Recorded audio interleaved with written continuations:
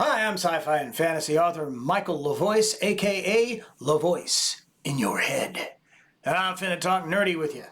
We're continuing our series on the IPs that matter to me, the ones that I like to pass down to my kids and talk about to the public at large in hopes of introducing more people to them. Now, this week, comics, and more comics. I'm going to start a series talking about some of my favorite comics. I have bought and sold more comic book collections than I care to remember. But here are the ones that got me through childhood, adolescence, and even large chunks of adulthood. What a shock. We're going to start with Green Lantern.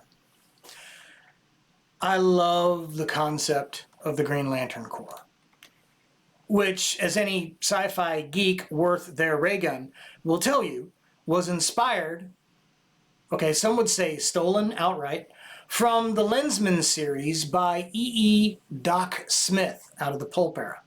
A man with a power ring and willpower can save the galaxy. Now, since I don't have enough willpower to save myself from a donut, of course, I admire them. Even Guy Gardner. So there is so much Green Lantern Corps history. I can't even begin to cover it all in a video, but you should definitely check out some back issues. You know where your local comic store is. Go find them. You can even get nifty compendiums of like entire runs of whole decades now. So you don't have an excuse. And they're online, so go find them, go read them, be a fan. So let's talk about another hero that got me through large swaths of my childhood and young adulthood, and that's Spider-Man. At one point, I'm pretty sure I was buying every Spidey title that came out, and there was a bunch of them back in the 80s and 90s.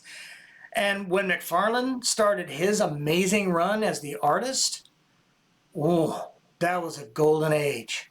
Some of those old sagas like the Sin Eater and any crossover with Power Man and Iron Fist, I adored. Spidey was the hero who had it pushed onto him. And while he made mistakes, he always did his best, and he never gave up. There may be some retcons where he did, but I don't count those. Believe it or not, and I'm sure you've seen them on the wall behind me, Batman and Robin.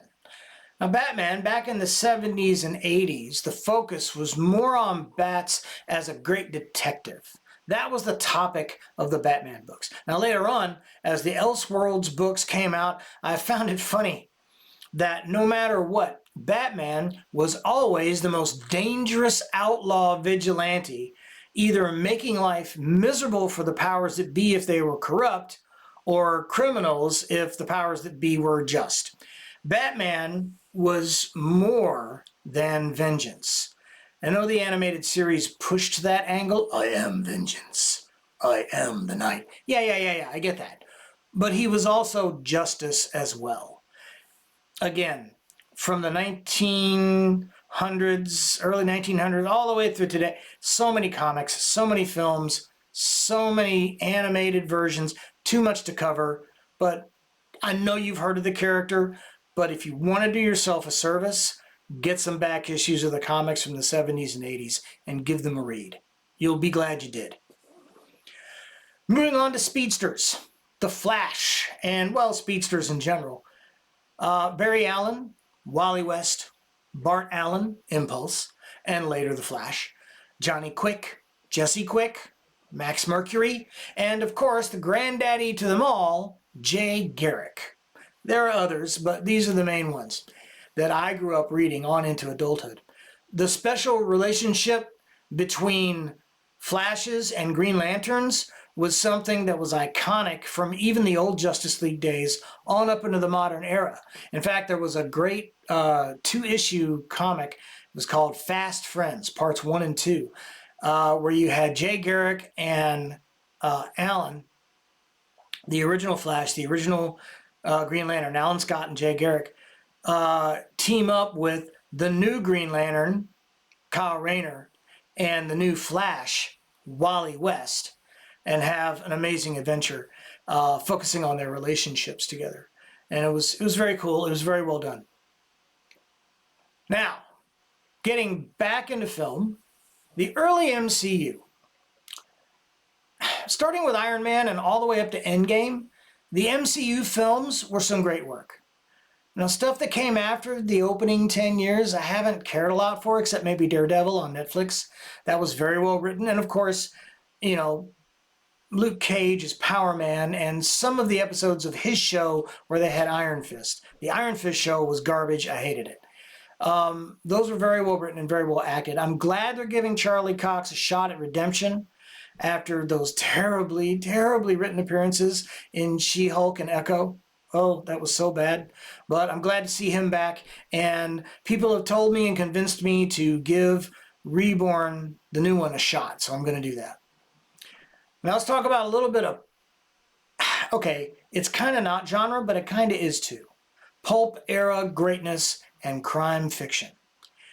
Without the writings of Raymond Chandler, creator of my favorite fictional detective, Philip Marlowe, the writings of Dashiell Hammett, Mickey Spillane, who's the creator of Mike Hammer, and Elmore Leonard, all of this stuff needs to be preserved and passed down. Not only for the morality tales and the consequences of good and bad behavior and intent, but for their linguistic style. I mean, the hero that Raymond Chandler created, a hero who was a hero because that's who he was, just not what he was forced into.